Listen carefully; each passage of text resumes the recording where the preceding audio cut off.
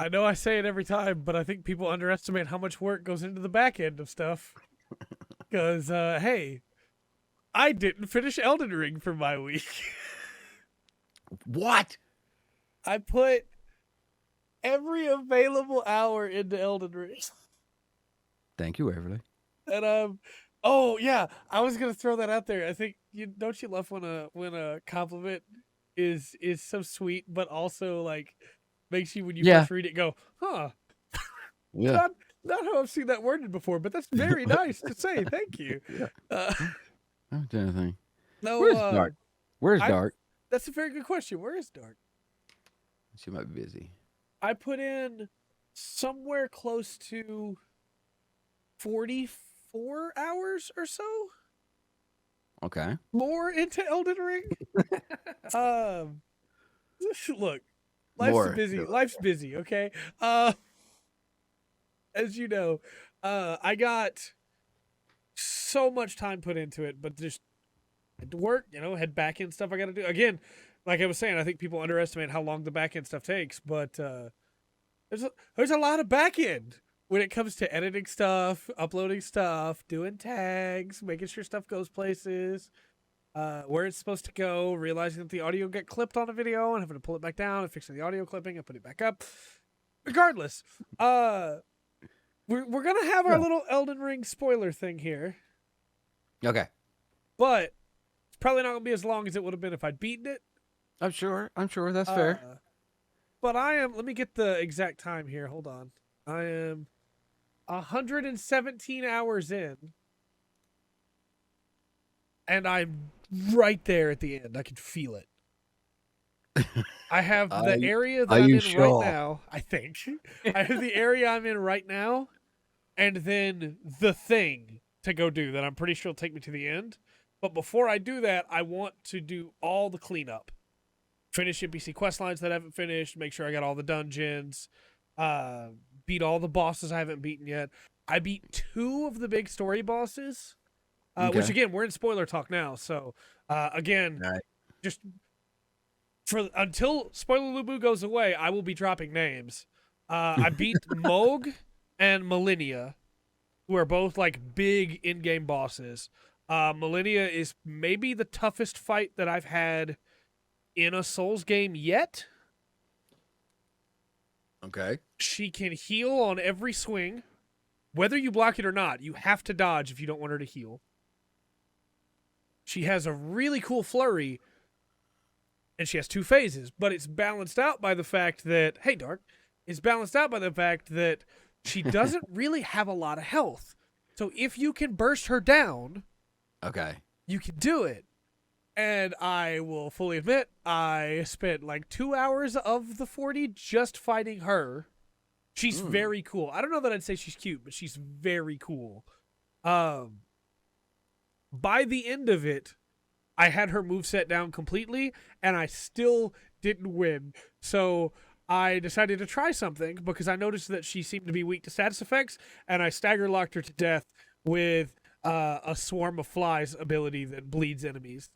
So I literally just summoned in an Ash to draw aggro, and then just casted, just straight. It's the only boss in the game that I had to respec for, so that I could have enough points to be able to cast that ability. But I tested it on her and was like, okay, yeah, it works. So I just need to go all in on this. And it was really fun figuring that out, using the tools available to me, and finding a way to beat her. The other big boss, Moog, the Lord of Blood, is like this cool space alien dude, like Mind Flayer dude, that uses blood to create wings to fly and can explode his blood and uses a curse to put on you. And I had to find an item to negate the curse to be able to even fight him, really. And then had a really cool fight with him that unfortunately I still couldn't win and had to find a reasonable way to work around it, which was I summoned in an NPC, Ash, that kept his aggro, and then I wailed on him till he died. No, if you summon an Ash, well, it depends on the Ash, I guess. That's true. I summoned in Ash Ketchum. Okay, never mind. He I made never it. I wins went to anyway, so it's fine. I went to a hand, chainsaw hand and a shotgun. I was like, Yeah. well, then you didn't have to do anything, did you? No, it's this game. I'm gonna have a full review of it when I'm finished. Because again, there's no telling if when I beat the area that I'm in right now, it won't unlock another area. The map looks complete to me, but it's looked complete every time that I've unlocked a new area and the map is zoomed out. So, and that's only happened 4 times. So, limited amount of ashes you can buy. There are limited because the ashes are like individual characters. They're not like a spin to. It's like each one is a character, and you can summon them as many times as you want, but only once per fight. You can only summon 1 ash per fight. So like I have this ash that I got early on called Oleg, Banished Knight Oleg, and I used him. I'm still using him now. You can level the ashes up to where they have more health and do more damage. And my boy Oleg is just my boy. I send him out there. There are some bosses that I found in my cleanup, going back through and finding dungeons I missed, that he could just solo at this point because he's fully upgraded. I don't even have to fight the boss. Oleg kills him.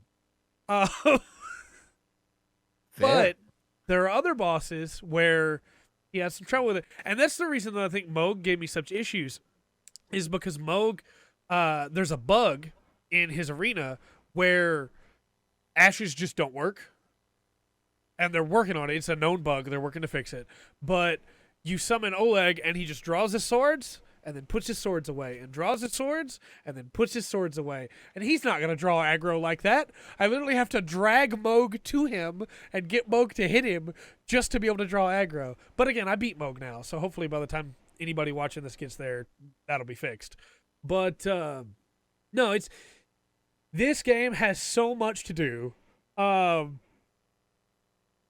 Everywhere I go, everything in the open world is different. It's fresh for that area. It may be some of the same enemies, but it's different groups of them in different numbers, in different layouts.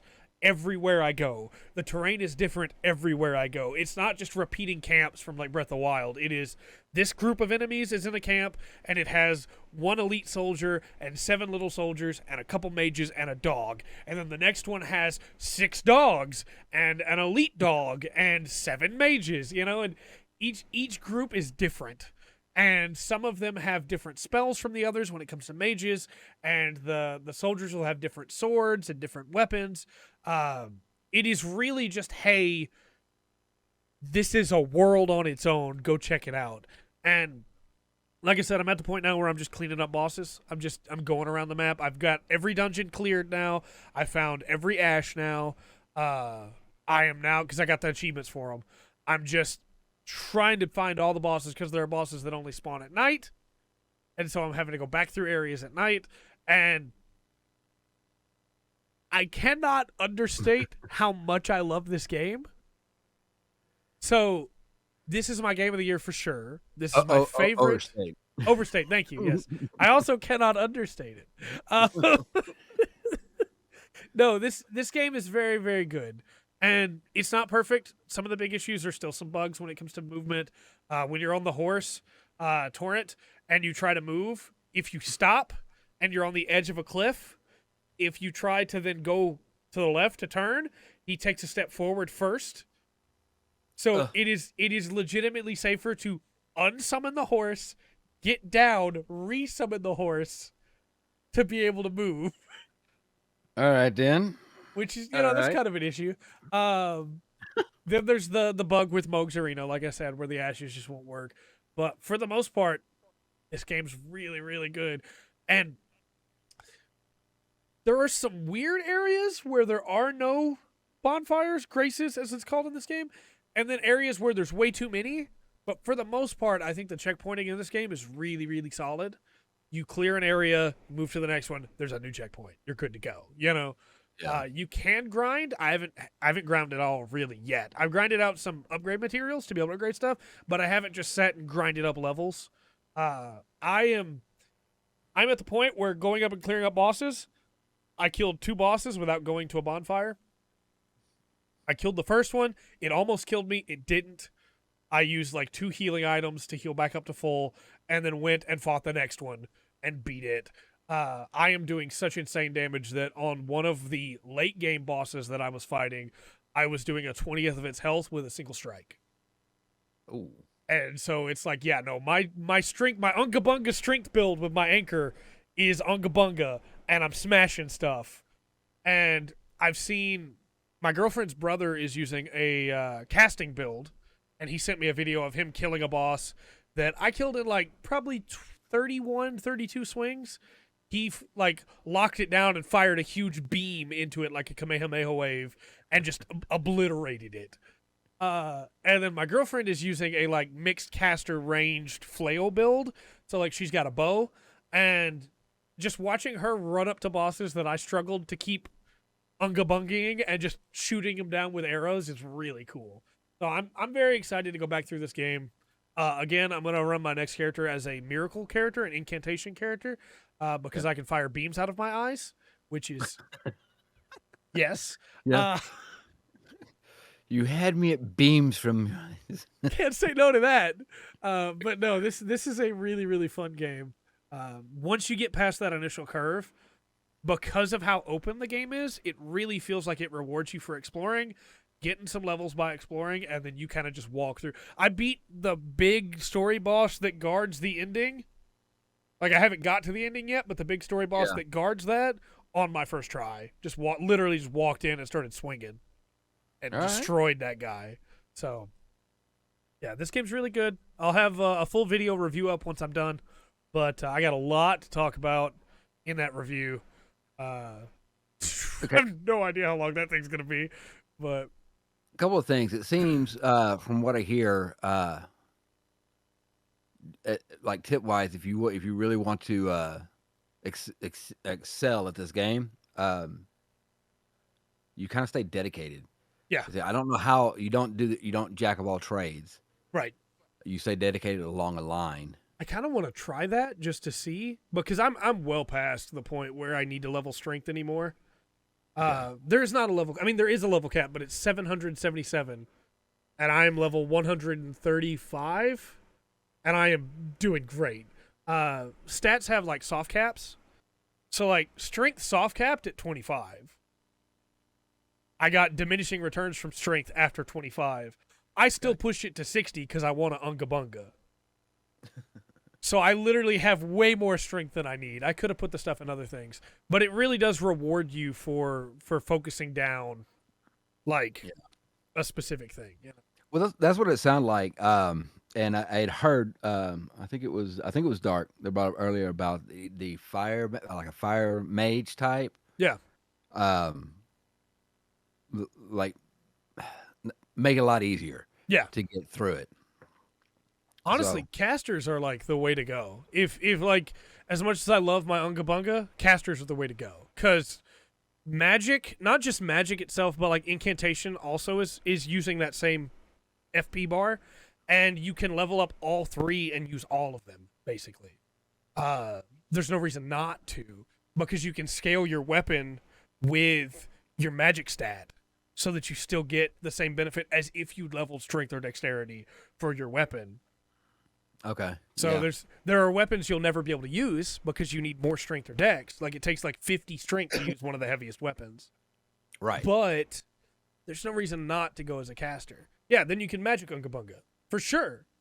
Like I said, my girlfriend's using that magic dex ranged build, and her flail uses dex and magic. So she's getting double the benefit of leveling both of those stats. So that's the way to go, in my opinion. But yeah, there are 3 soft caps for each stat. Strength is 25. It's 25, 50, 80, I think, is strength. And then, like, vigor is 20, 40, 60, I believe. But realistically, you hit that first soft cap, you don't have to go any higher if you don't want to. Your stat is good at that point. But when you bump it up, oh, buddy, I went from doing like 500 damage per swing to doing 778 damage per swing by pumping it up to 60. So yeah. Also, I put fire on my anchor because why not? That might be it. I have a little bit extra fire, or okay. Let me ask you this: is that extra damage, or did it turn the damage to fire? So it splits the damage, but fire is the stat that doesn't require a stat investment. Like fire is the damage type that doesn't require a stat investment. So, for instance, I could put magic on there, but my intelligence is garbage. I could put lightning on there, but my faith is garbage. I could put Oh, cold okay. on there, but my arcane is garbage. But I could put fire on there and not lose any, like Okay. it doesn't tie to any other stat, so I just gain fire damage because it splits it. So enemies that are resistant to fire, yeah, I struggle a little bit more with, but that's why I have a backup weapon, which is a whip that has native bleeding on it. So it has a bleed effect when you hit them with a whip. And then I put cold damage on it. So now it has cold and bleed. So if they're Okay. resistant to fire, Well, I mean, a free dot is always good if you yep. can get it. So I don't know, Yeah. man. It's got a lot of people raving, and a lot of people seem to really be enjoying it with bugs. Right. That says a lot about a game. I think so too. It really does. I do want to throw this out real quick too for anybody that's like, well, what if there's not a weapon type that I like? I have over 100 weapons that I haven't even tried, that I have collected and could level up right now, because over the course of the game, as you do stuff, you get the ability to purchase the upgrade materials instead of having to find them in the world. So I could level up Okay. any of those weapons right now and use them, and they'd be just as good as my anchor. Let me ask you this: Just like my anchor. what does it? You had an idea for your character, right? Yeah. What does the game push you towards? Does it push you towards magic? Not really. You have starting classes you can choose from, and Okay. each of those will have a different thing that it excels at the start, or you can pick the one that is just level 1, has nothing but a club, basically. Doesn't even have a shield, Okay. no armor. And that's what my girlfriend did. And then she just found stuff as she played and was like, hey, I like this, I want to use it. Hey, I like this, I want to use it. Well, I'm wondering because if you just honestly, if like in Skyrim, Yeah. which love hate Skyrim, It is the hobo the class, yeah. the if you want efficiency and everything else, you go stealth ranger, Yeah. stealth bow. It kind of you have to kind of work really hard not to play that class. Right. If you follow like okay, the most right. That's what I was wondering if Elden Ring had like let's see where it follows. Not really, and because you can respec at any time once you beat the second major story boss, which some people will say is way too late in the game, that's super early game compared to what all comes after. I found a cool staff earlier today while doing cleanup and was like, man, I want to use this, but I don't have the stats for it. I could just go respec right now and change all my stats over and be able to use it right now, as if Yeah, I'd been using it the entire game. there you go. So it's very cool in that regard. Hobo class. Early on, you're kind of just going to be finding like base sorceries, base incantations, base weapons. But in that starting area, there's a little bit of everything. And then after that, you get into areas that are more specified. Like the second major area has a castle in it. And there's a lot of knights there, so you'll get gear that's more strength based and heavy armor based. The area after that has a mage academy, and so there's a lot of magic there. And you just keep going that way. Sorry, yeah, the weapon max level that is 25 for regular weapons and 10 for specialty weapons. Respecking doesn't cost anything numbers wise. It costs a single thing called a larval tier, and there's an enemy in the game that you get to in one of the later areas that has a dedicated 100% drop rate for larval tier. I could go farm those right now. Okay. So I can respec basically as much as I want. Okay. Now, I got. I'm going to ask you a question now, and I'm going to ask you it again. I hope to remember. Maybe try to help me after you've completed it. Your verdict now. DLC, sequel, or do something new? I want DLC. I want DLC so bad because I feel like I'm at the end and there are areas of the map that there's just no way to get there, and I want to go there. I want DLC real bad. Yeah, I'm sure that's going to happen. I agree, Dark. It's way too popular. It would be an ignorant I agree. management move, business move, not to put something out, even if it's one. Make it big, make it good. You're Yeah. going to have to you're gonna have to. That's what they've done with the other games, except for Sekiro, which never got a big DLC. Dark Souls 1 got a big DLC. Dark Souls 3 got a big DLC. Bloodborne got a big DLC. Dark Souls 2 got 3 little DLCs. But, like, there's a shipwreck that you can see off one of the cliffs in the south. And I want to go to that shipwreck, man. I want to run around on that shipwreck. Let me go there. So, I'm loving it. There's some news I was going to bring up. Sony's thinking of buying both WB Games and FromSoft, and I don't see why you wouldn't, honestly. And Netflix. I wanted more information on it, so I didn't mention it today. But yeah, Netflix has picked up another gaming studio. Really? Yeah. So, but that, I'll try to get some more information on that for next week. Okay. Because I don't know if they're doing it. They're just buying out, shutting down, or what. Right.